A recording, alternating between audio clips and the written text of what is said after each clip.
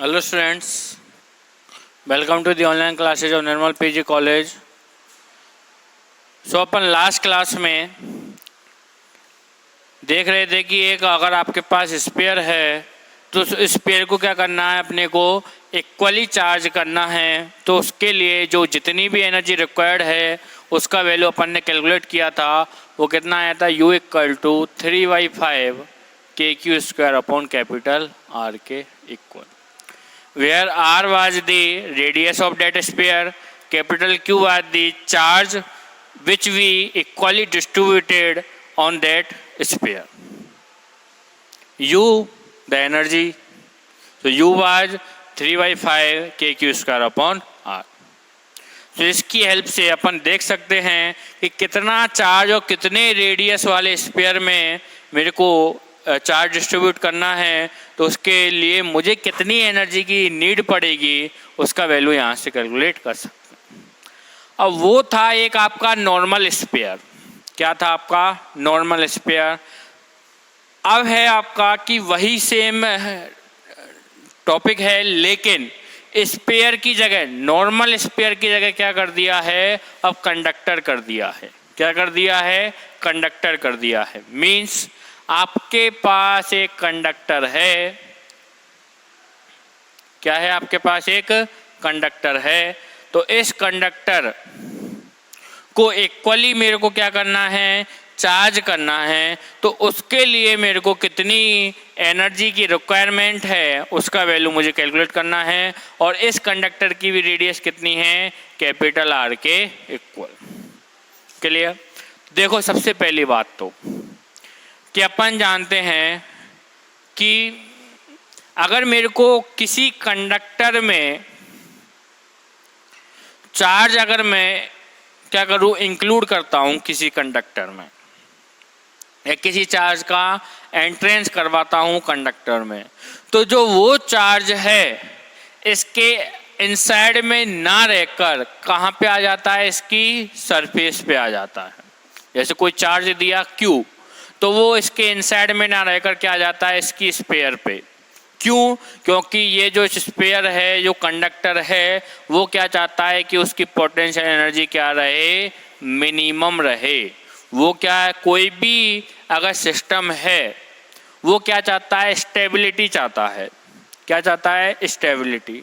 तो स्टेबिलिटी के लिए क्या है कि उसकी जो पोटेंशियल एनर्जी है वो मिनिमम होनी चाहिए। किसी भी सिस्टम की जो पोटेंशियल एनर्जी है वो क्या होनी चाहिए, मिनिमम होनी चाहिए। तो जब मैं इस चार्ज को इसके अंदर एंटर करवाऊंगा तो क्या हो जाएगा, इसकी पोटेंशियल एनर्जी इंक्रीज हो जाएगी। तो कोई भी सिस्टम नहीं चाहेगा तो क्या है कि जो चार्ज है इसके अंदर उपस्थित ना रहकर, इसके अंदर ना रहकर क्या आ जाता है, इसकी सरफेस पे आ जाता है। जिससे क्या हो जाता है, इसकी पोटेंशियल एनर्जी मिनिमम हो जाती है, जिससे क्या हो जाता है, ये स्टेबल हो जाता है। तो बस वही कि मेरे को अगर कोई कैपिटल Q चार्ज है तो इस कंडक्टर में क्या करना है, इक्वली डिस्ट्रीब्यूट करना है। इक्वली डिस्ट्रीब्यूट का क्या मतलब रहेगा, अब यहाँ पे कि वो अंदर तो जाएगा नहीं, तो क्या होगा कि इसकी सरफेस पे क्या हो जाए, वो इक्वली डिस्ट्रीब्यूट हो जाए। कि हर इस सरफेस के at every point of the surface the value of Q और चार्ज शुड रिमेन सेम। ठीक है, तो ये हो जाएगा इक्वली चार्ज। तो इसका वैल्यू मुझे कैलकुलेट करना है। तो सपोज करना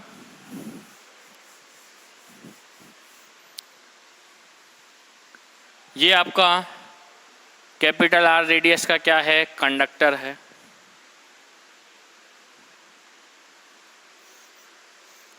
मुझे क्या करना है, इसको कैपिटल Q चार्ज से इक्वली डिस्ट्रीब्यूट करना है।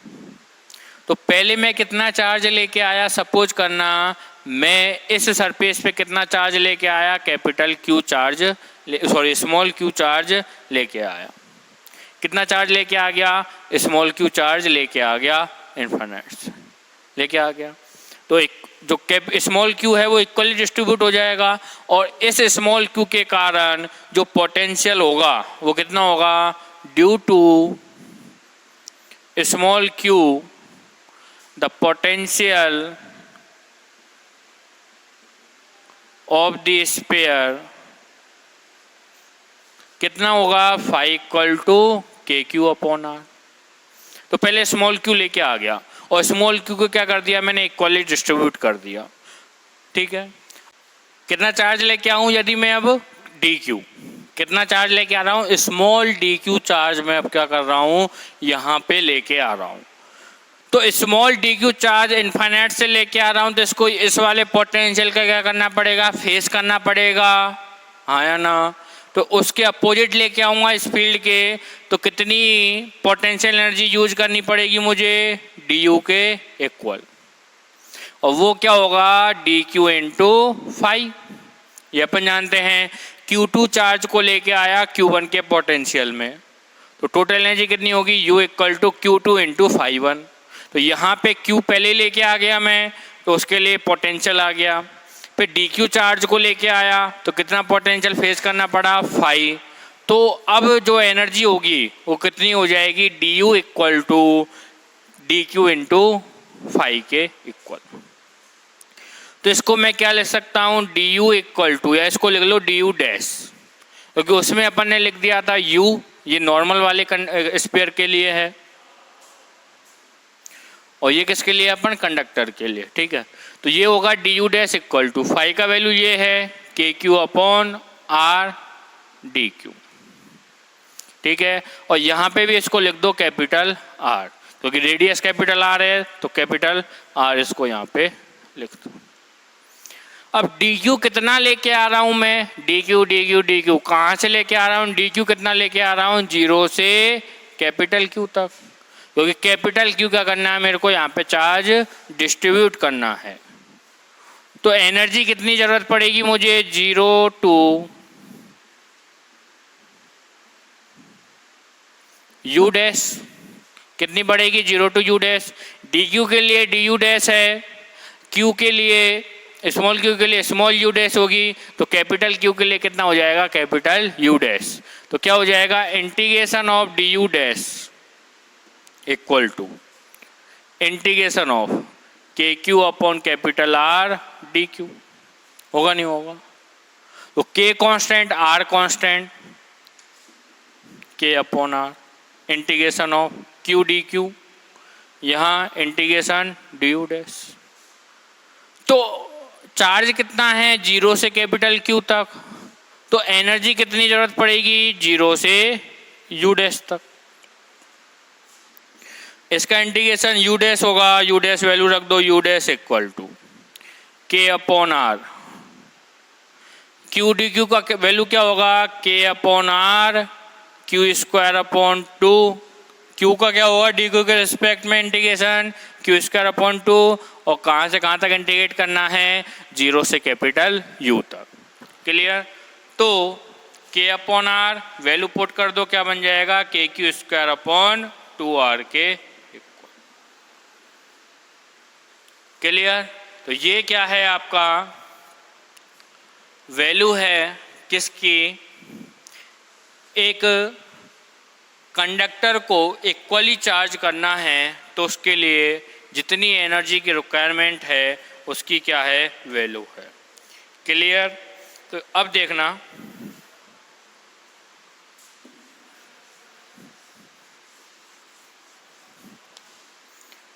रेशो ऑफ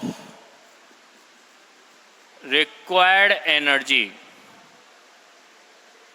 ये आपका कंडक्टर के लिए है, ये नॉर्मल स्फीयर के लिए है। तो मैं क्या कर रहा हूं, ratio of required energy of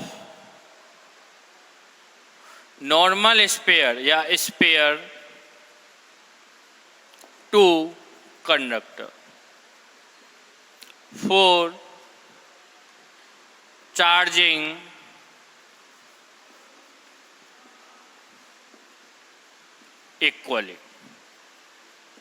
equally charge करने के लिए जितनी एनर्जी की ज़रूरत है उसको क्या करना है, वैल्यू कैलकुलेट करनी है, उसका रेशो कैलकुलेट करना है कि एक स्फीयर के लिए देते हैं, नॉर्मल स्फीयर के अगर मेरे को इक्वली डिस्ट्रीब्यूट करना है चार्ज को तो कितना एनर्जी चाहिए, और कंडक्टर के लिए कितना एनर्जी चाहिए, और दोनों को क्या करना है, मुझे रेशो क्या करना है, कैलकुलेट करना है, you dash upon you.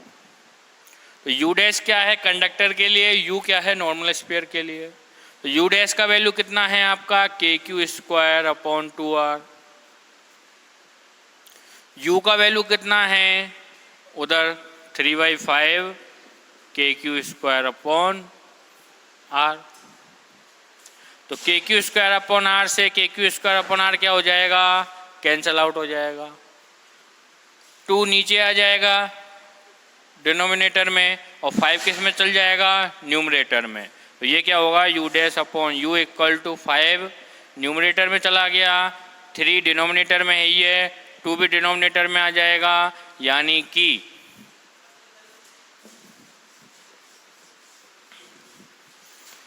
You dash upon you का जो वैल्यू होगा वो कितना हो जाएगा, 5/6 के इक्वल। तो यू डैश अपॉन यू कितना आ गया, 5/6 के इक्वल, और यू डैश वहाँ पे कितना है, k Q square upon 2r। तो देखो दोनों फॉर्मूले से ही आपको दिख रहा होगा कि अगर एक नॉर्मल स्फीयर है तो उसके लिए अगर इसको इक्वली चार्ज करना है तो उसके लिए मेरे को जो एनर्जी रिक्वायरमेंट है वो ज़्यादा है कंपैरिजन टू कंडक्टर के लिए। क्यों है, क्योंकि आपके नॉर्मल स्फीयर में तो मेरे को जो पूरा वॉल्यूम है, कंप्लीट वॉल्यूम है, वो कवर करना है, और कंडक्टर में क्या है कि केवल उसकी जो सरफेसिकल एरिया है, सरफेस एरिया है, उस पे केवल मेरे को चार्ज को इक्वली डिस्ट्रीब्यूट करना है। यहाँ कंप्लीट करना है, यहाँ पे केवल सरफेस पे करना है। तो एनर्जी रिक्वायरमेंट कहाँ पे आएगी, यहाँ पे ज़्यादा होगी कंपेयर टू यहाँ पे। तो 3/5 के क्यू स्क्वायर अपॉन 2r का 3/5 के क्यू स्क्वायर अपॉन r का वैल्यू ज़्यादा है compare to k Q square upon 2r, और इनका रेशो कितना है, यू डैश अपॉन यू का वैल्यू कितना है, 5/6। इतने रेशो से क्या होगी, ये वैल्यू डिस्ट्रीब्यूट होगी। क्लियर। तो ये आ गया अपना energy for equally charge conductor के जितनी एनर्जी रिक्वायरमेंट है उसका वैल्यू अपने को यहाँ से आ गया। अगला टॉपिक है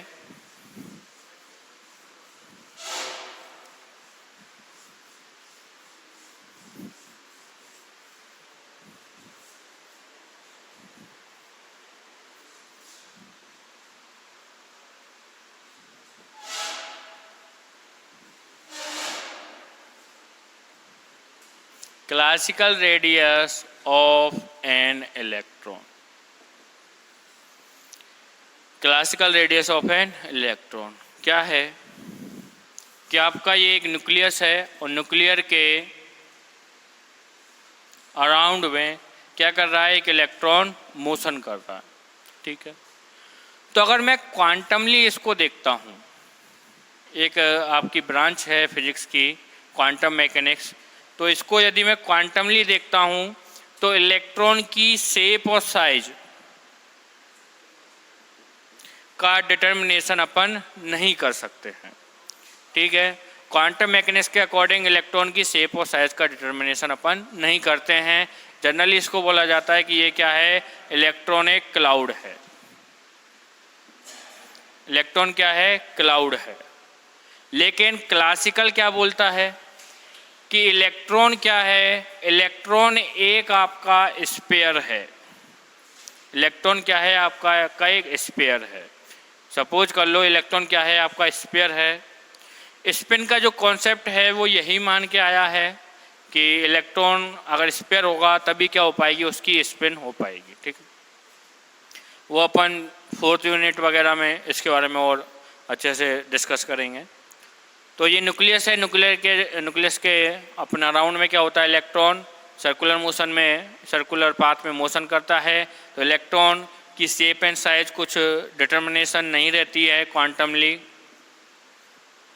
लेकिन क्या है कि इलेक्ट्रॉन एक स्फीयर है अकॉर्डिंग टू क्लासिकल मैकेनिक्स। अगर स्फीयर है तो इसकी कुछ ना कुछ क्या होगी, रेडियस होगी। तो क्या बोला है कि जो इलेक्ट्रॉन है, सपोज करना जो इलेक्ट्रॉन है उसकी रेडियस कितनी मान ली, जो इलेक्ट्रॉन है उसकी रेडियस मान ली यहाँ पे कैपिटल R के इक्वल। ये क्या है आपका इलेक्ट्रॉन है। और इलेक्ट्रॉन किसकी तरह बिहेव कर रहा है आपका नॉर्मल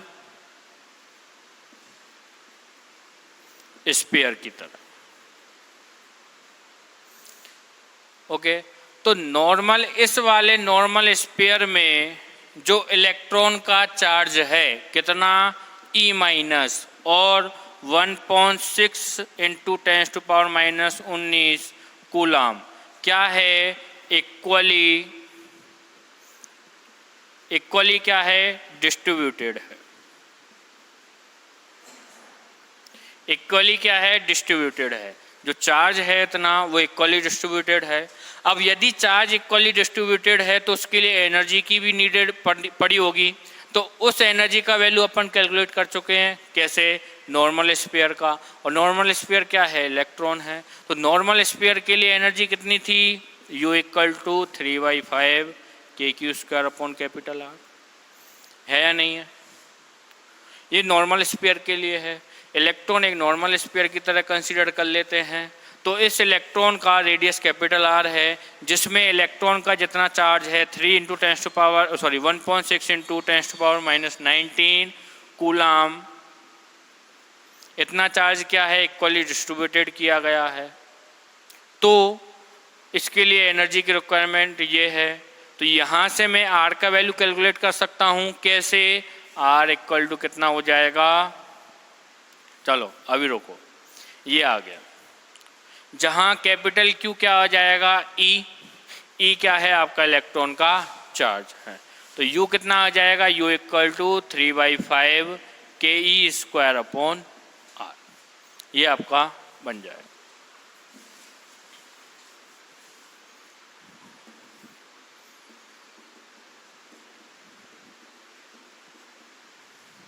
U = 3/5 ke²/R। अब देखिए according to Einstein, if a particle is moving with a velocity of light c, then the rest mass energy of that particle will be E = mc²। Equal to क्या होगा, अगर वो कोई भी particle c velocity से move कर रहा है तो ये अपन मानते हैं कि इलेक्ट्रॉन एक फंडामेंटल पार्टिकल है जो लगभग c की वेलोसिटी से क्या करता है, मूव करता है, मोशन करता है। तो उसके लिए एनर्जी का कितना वैल्यू होगा, E = mc², वेयर m = होता है m0/√1 - v²/c²। ये आपके बात की बात है, तो इसको मैं यहाँ से हटा देता हूँ। तो E = क्या है mc², E को डिनोट कर दिया यहाँ पे U, ठीक है। तो इलेक्ट्रॉन के लिए अगर उसका मास m है, c वेलोसिटी से मूव कर रहा है, तो कितना आ जाएगा U = mc²।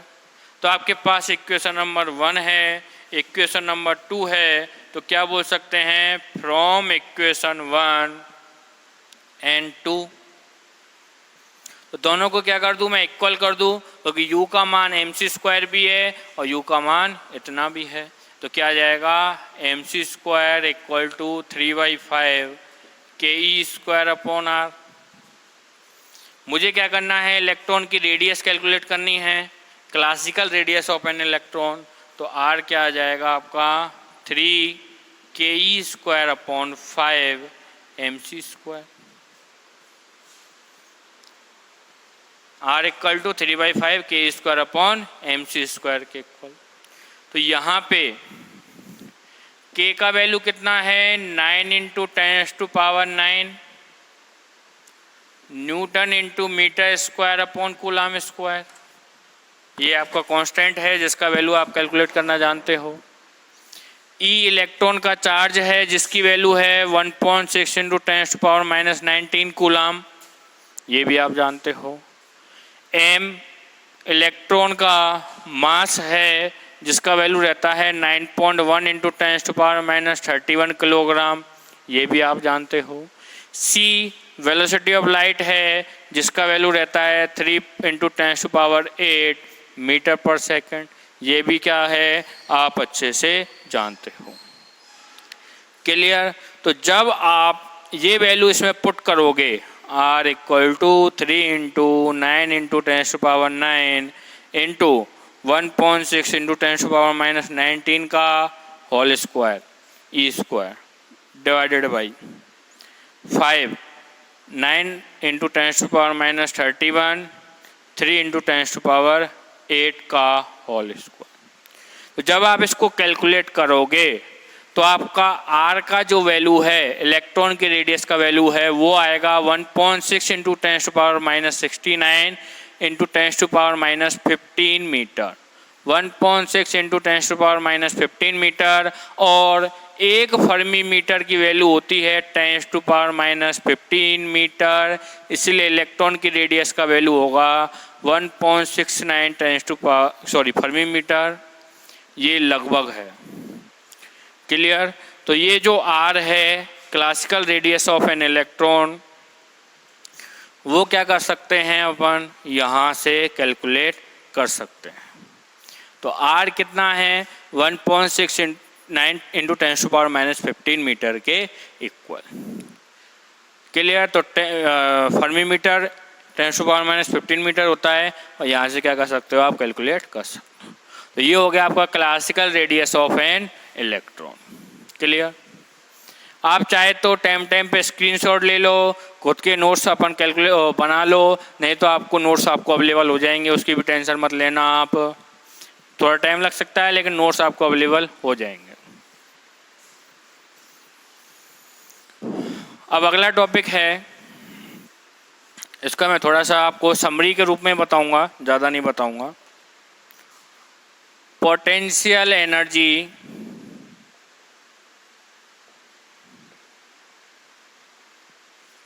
Of A system. कोई सिस्टम है आपके पास, उसका क्या करना है, मुझे पोटेंशियल एनर्जी कैलकुलेट करनी है, ठीक है। तो देखिए, सपोज करना आपके पास दो चार्ज है Q1 एंड Q2, ठीक है, क्लियर। और दोनों चार्ज के बीच की डिस्टेंस कितनी मान ली मैंने, R, क्लियर। तो इनकी पोटेंशियल एनर्जी कितनी होती है, Q1 Q2 अपॉन R, ये होती है। अगर 3 चार्ज होंगे तो फिर कैसे कैलकुलेट करोगे, अगर 4 चार्ज होंगे तो कैसे कैलकुलेट करोगे, अगर 5 चार्ज होंगे तो कैसे कैलकुलेट करोगे। तो इस प्रकार से क्या होगा, चार्जेस का सिस्टम होगा, तो उसकी कंप्लीट पोटेंशियल एनर्जी आप कैसे कैलकुलेट करोगे। तो देखिए, ये वाला वैल्यू अपन दूसरे तरीके से भी देख सकते हैं। कैसे कि सपोज करना ये आपका एक पॉइंट है, ये आपका एक पॉइंट है, अभी यहाँ पे कुछ भी नहीं है, ठीक है।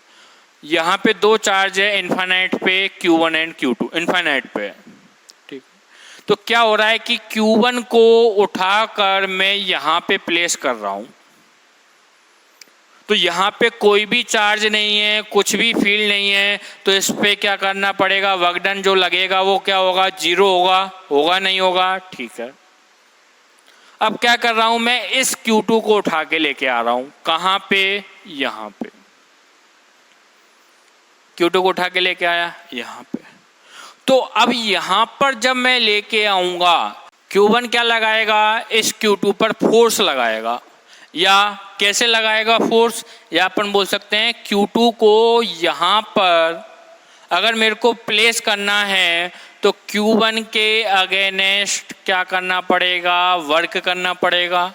और वो वर्क कितना होगा, dW के इक्वल। और dW क्या होगा, Q2। इस चार्ज को अपन लेके आ रहे हैं और क्या करना पड़ेगा, इसके अगेंस्ट काम करना पड़ेगा, और इसके अगेंस्ट जो पोटेंशियल होगा वो कितना होगा, φ1। तो dW की वैल्यू कितनी हो जाएगी, Q2 इंटू और φ1 कितना है, ये अगर ये डिस्टेंस R है तो φ1 equal to KQ1 upon R1 कितना होगा, KQ1 अपॉन R। इसी प्रकार से कोई चार्ज Q3 है, उसको यहाँ पे लेके आ रहा हूँ, तो ये वाली डिस्टेंस, ये वाली डिस्टेंस, अब उसको दो पोटेंशियल का सामना करना पड़ेगा, दो चार्जेस का सामना करना पड़ेगा। समझ में आ रहा है। तो दो चार्जेस का सामना करना पड़ेगा तो वर्क डन ज़्यादा करना पड़ेगा, और वर्क डन ज़्यादा करना पड़ेगा तो पोटेंशियल एनर्जी भी क्या होगी आपकी, ज़्यादा कैलकुलेट करनी पड़ेगी। ठीक है, तो इसका मैं एक छोटा सा आपको ये बात बताई है, इसको आप अच्छे से कैलकुलेट और भी कर सकते हो कि आपको अगर कोई सिस्टम है तो उसकी पोटेंशियल एनर्जी कैसे कैलकुलेट करते हैं। सपोज करना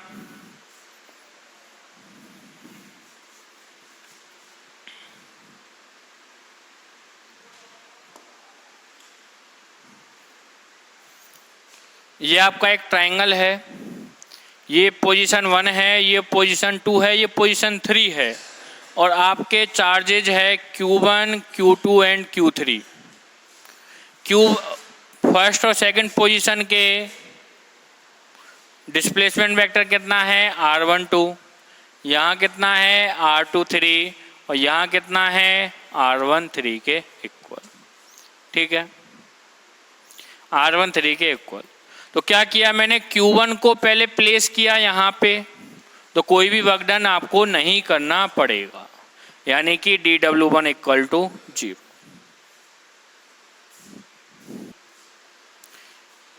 तो यहाँ पे कोई अगर मैं Q1 चार्ज लेके आऊँगा तो वर्क डन करना पड़ेगा 0, यानी पोटेंशियल एनर्जी कितनी आएगी 0।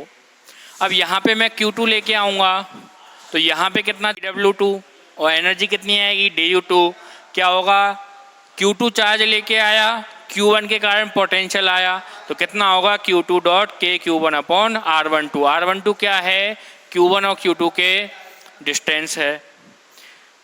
अब मैं लेके आ रहा हूँ Q23 थर्ड पोजीशन पे, Q3 चार्ज लेके आ रहा हूँ, तो अब क्या करना पड़ेगा, उसे Q1 और Q2 का सामना करना पड़ेगा। तो Q1 के कारण डिस्टेंस कितनी है R13, Q2 के कारण R23, तो पोटेंशियल φ1 और φ2 लिख दिया, चार्ज Q3 लिख दिया, तो du3 कितना आ गया आपका ये वैल्यू।